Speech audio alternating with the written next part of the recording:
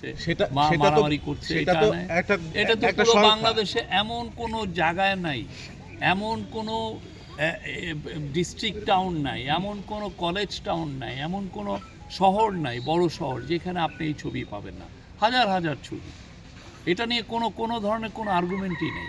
এক্ষেত্রে কি মানে এই প্রসেসের মাধ্যমে কি মানে আবারও আমরা এমন মানে একটা গোষ্ঠীকে, একটা বৃহৎ গোষ্ঠীকে আমরা স্পেস না দিয়ে আমরা কি আবারও কোনো ফ্যাসিজমের দিকে যাচ্ছি?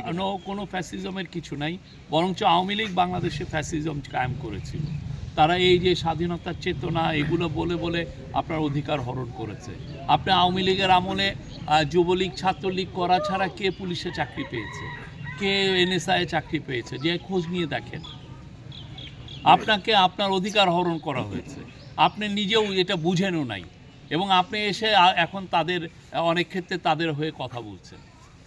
ভারতের সাথে ইতিমধ্যে তো ভারতের পররাষ্ট্রমন্ত্রী আমাদের দেশ থেকে ঘুরে গেলেন।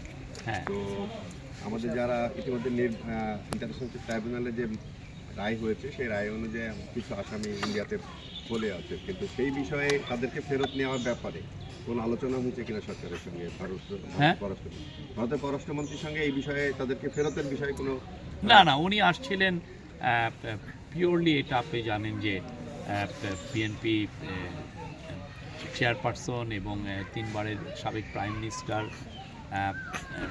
আমার বাংলাদেশের জাতীয় নেত্রী বেগম খালেদা জিয়া ইন্তেকাল করেছেন। উনি আসছিলেন তার কন্ডোলেন্স মেসেজ জানাতে।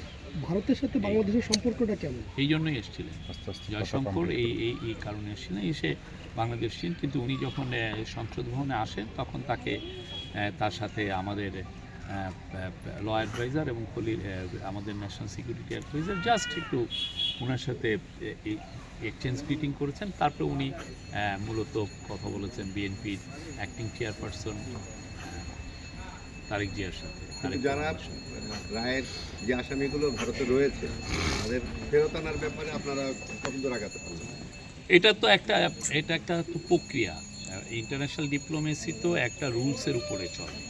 আপনার সাথে আমার যদি এক্সট্রাডিশন ট্রিটি থাকে, আমরা কি করি সেই ক্ষেত্রে? আমরা এই দেশের সাথে ওই দেশে এক্সট্রাডিশন থেকে সে জানায় যে এই লোকটা এইখানে সে কনভিক্টেড হয়েছে, তার নামে অনেকগুলো কেস আছে, উনি অপরাধের যুক্ত ছিলেন। তখন তার কাছে আমরা ওই দেশকে আমরা চিঠি দেই যে আপনার এখানে এই লোকটা আছে।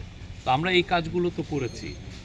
তার প্রথমে যখন তারা পালিয়ে গেলেন, তারপরে একটা নোট ভার্বাল দেওয়া হয়েছিল, তারপরে যখন কনভিকশন হলো যে মৃত্যুদণ্ড দেওয়া হলো, সেই ক্ষেত্রেও আমরা তাদেরকে ফেরত চিঠি দিয়েছি। এটা একটা প্রক্রিয়ার মধ্যে যায়, তো ফলে অনেক সময় নেয়। বাট আমরা আশাবাদী এক সময় না এক সময় শেখ হাসিনা এবং আসাদুজ্জামান কামালকে দেশে ফিরতেই হবে।